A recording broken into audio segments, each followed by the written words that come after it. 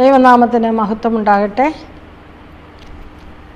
വീണ്ടും ഒരു പ്രഭാതകാലത്തിൽ കർത്താവിൻ്റെ തിരുവചനങ്ങളെ ധ്യാനിക്കുവാൻ നമുക്ക് തന്നിരിക്കുന്ന വിലയേറിയ അവസരത്തെ ഓർത്ത് ദൈവത്തെ സ്തുതിക്കുന്നു. ആയുസിൻ്റെ ഓരോ ദിവസവും ഈ ഭാഗ്യകരമായ അനുഭവം പ്രാപിപ്പാൻ തക്കവണ്ണം ദൈവവചനത്തിൻ്റെ ശക്തി, അവിടുത്തെ സ്നേഹം, അവിടുത്തെ ആർദ്രത ഒക്കെ അനുഭവേദ്യമാക്കുന്ന നിമിഷങ്ങളാണ് കർത്താവിൻ്റെ മന്നയുമായുള്ള ഈ സമ്പർക്കം.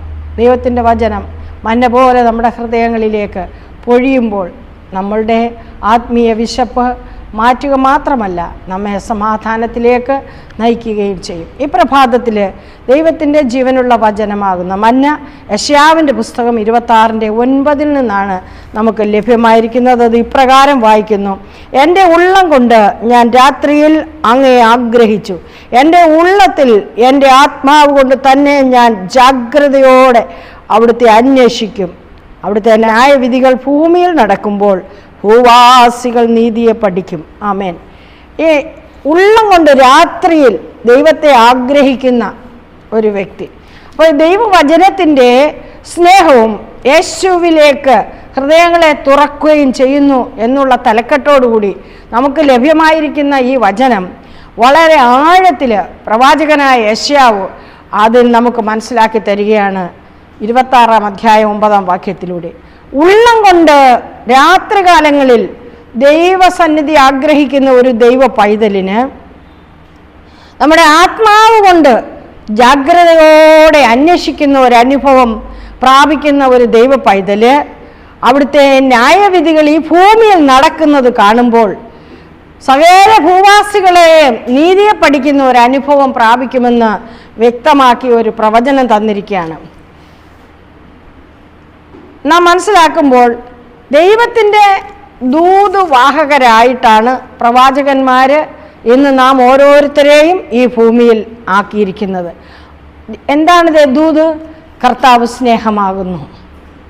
ആ സ്നേഹദാതാവായ കർത്താവിങ്കലേക്ക് ഈ ലോകത്തിലെ മനുഷ്യരെ ആ സ്നേഹിതനിലേക്ക് കൊണ്ടുപോവുക എന്നുള്ള ഒരു വലിയ ദൗത്യമാണ് നമ്മെ ചുമതലപ്പെടുത്തിയിരിക്കുന്നത്.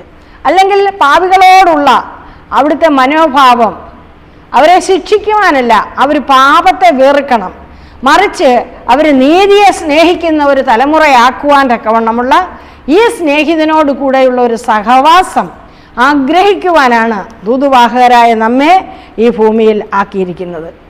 അതുകൊണ്ട് ഇവിടെ യെശയ്യാവ് പറയുന്നത്, ആ നാളിൽ യഹൂദ ദേശത്ത് തന്നെ ഒരു പാട്ട് പാടുമെന്നാണ് യെശയ്യാവ് ഇവിടെ പറഞ്ഞേക്കുന്നത്. എന്തോ പാട്ടാണ് പാടുന്നതെന്നറിയാമോ? നീതിയുള്ള ജാതി പ്രവേശിക്കേണ്ടുന്നതിന് വാതിലുകളെ തുറപ്പീൻ എന്നുള്ള പാട്ടുകളാണ് പാടുന്നത്. രക്ഷയാകുന്ന ആ രക്ഷ കൊണ്ട് പട്ടണം പണിഞ്ഞിരിക്കുന്നതായ ബലമുള്ള ഒരു പട്ടണം, ആ പട്ടണം രക്ഷയാകുന്ന മതിലുകളും കൊത്തളങ്ങളും കൊണ്ട് പണിയപ്പെട്ടിരിക്കുകയാണ്. അതും അവിടെ വസിക്കുന്നവർ വിശ്വസ്തതയുള്ള നീതിയുള്ള ഒരു ജാതിയാണ്. അവർക്ക് പ്രവേശിക്കുവാൻ തക്കവണ്ണം അനുഗ്രഹമേറിയ ഒരു അനുഭവം ഉണ്ടാക്കിയെടുക്കുക എന്നുള്ളതാണ് ഈ ദൂതുവാഹകർ, അല്ലെങ്കിൽ ഒരു കൂട്ടം ജനത്തെ അതിനായിട്ട് സജ്ജമാക്കുക. അതാണ് നാം മനസ്സിലാക്കുന്നത്. കർത്താവിൻ്റെ സൗമ്യതയിലേക്ക്, അവിടുത്തെ സ്വഭാവത്തിലേക്ക് നാം ആയിത്തീരുമ്പോൾ ഈ നീതിയുള്ള ഒരു അനുഭവം, നീതിയുള്ള ജാതിയുടെ ഒരു അനുഭവം നമ്മുടെ ജീവിതത്തിലും പ്രാപിക്കുവാൻ തക്കവണ്ണം കഴിയും. അതെങ്ങനെ സാധിക്കും?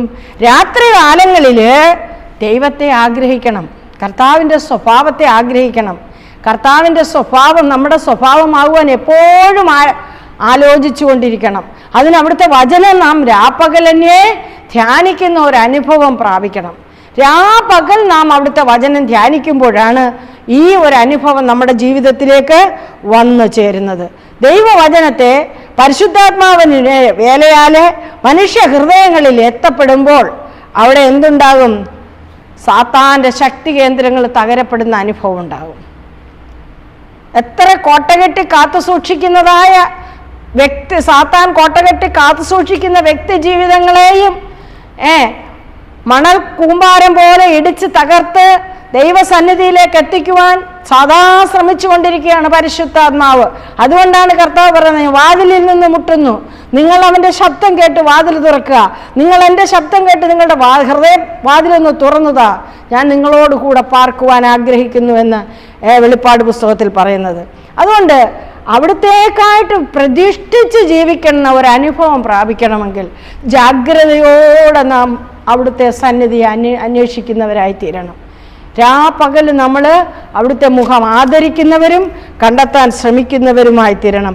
അപ്പോൾ മാത്രമാണ് നമുക്ക് നല്ല ദൂതുവാഹകരായി തളർന്ന് വീഴുന്നവരെ താങ്ങുവാനുള്ള ആ ഒരു അനുഭവം പ്രാപിക്കുവാൻ തക്കവണ്ണം കഴിയുന്നത്.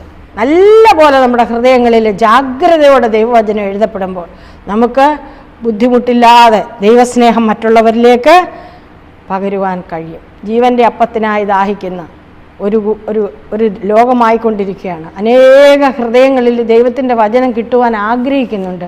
പക്ഷേ അവിടേക്ക് കൊയ്ത്ത് വളരെയുണ്ട്, വേലക്കാരി ചുരുക്കമെന്ന് കർത്താവ് പറയുമ്പോൾ അങ്ങനെയുള്ളവരെ തേടിപ്പിടിക്കുവാൻ നമ്മെ സഹായിക്കുന്ന ഒരനുഭവമാണ് പരിശുദ്ധാത്മാവുമായിട്ടുള്ള നമ്മുടെ ഏറ്റവും അടുത്ത ബന്ധം.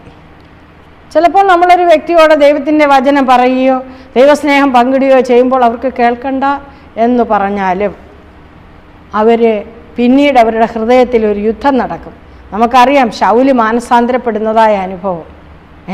ശൗല് കർത്താവിനെ സ്വീകരിക്കുവാൻ മറക്കുകയും ദൈവജനത്തെ ഉപദ്രവിക്കുകയും ചെയ്ത ശൗല് മാനസാന്തരത്തിലേക്ക് വരുവാൻ തക്കവണ്ണം സ്തെഫാനോസിൻ്റെ മരണം കാരണമായി എന്ന് ദൈവത്തിൻ്റെ വചനം പറയുകയാണ്. നാം കൊടുക്കുന്ന വചനം ഒരു പക്ഷേങ്കിൽ അപ്പോൾ ഫലം കണ്ടില്ല എങ്കിലും അവരുടെ ഹൃദയത്തിൽ അത് അനുദിനം മുഴങ്ങിക്കൊണ്ടിരിക്കുവാൻ ഇടയായിത്തീരും. അതിന് ആവശ്യമായൊരു കാര്യം ദൈവവചനത്തിൻ്റെ സ്നേഹം നമ്മളെ ഭരിക്കണം.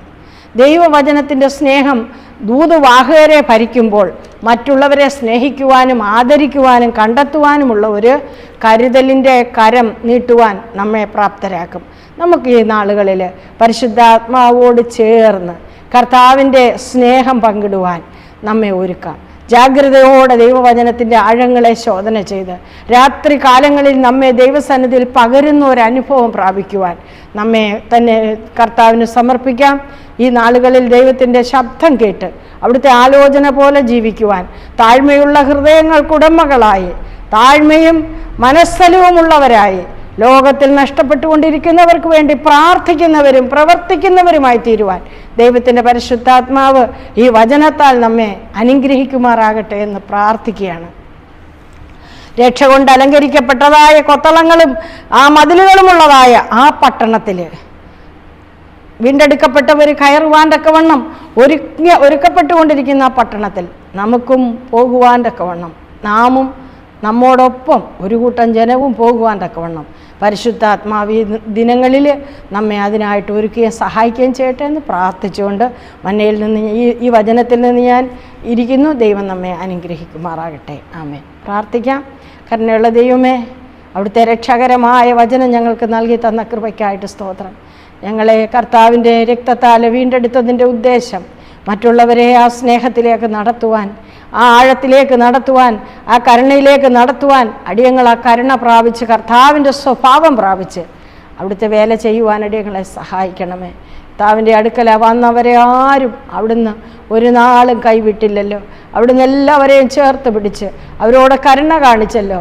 അത് ഞങ്ങളുടെയും വേലയുടെ ഏറ്റവും മാതൃകയായി തീരുവാൻ അടിയങ്ങളെ ഒരുക്കി സഹായിക്കണമേ. പരിശുദ്ധാത്മാവ് അതിനായിട്ട് ഏഴകളെ സഹായിക്കണമേ. ഇനി കാലങ്ങളേറെയില്ല. ദൈവമായ കർത്താവ് ഒരുക്കുന്ന നിത്യഭവനത്തിൻ്റെ വാഞ്ച കൊണ്ടും പ്രത്യാശ കൊണ്ടും അവിടെ കടന്നു വരുവാനുള്ളവരെ ഒരുക്കുന്ന വേലയിൽ വ്യാപൃതരാകുവാൻ അടിയങ്ങളെ ഓരോരുത്തരെയും ആളാമ്പ്രതി സഹായിക്കണമെന്ന് യേശുവിൻ്റെ നാമത്തിൽ ചോദിക്കുമ്പോൾ പ്രാർത്ഥന കേൾക്കണമേ നല്ല പിതാവേ. ആമേൻ. എല്ലാവർക്കും നല്ലൊരു പകൽക്കാലം ആശംസിക്കുന്നു. ദൈവം നമ്മെ അനുഗ്രഹിക്കുമാറാകട്ടെ. ആമേൻ.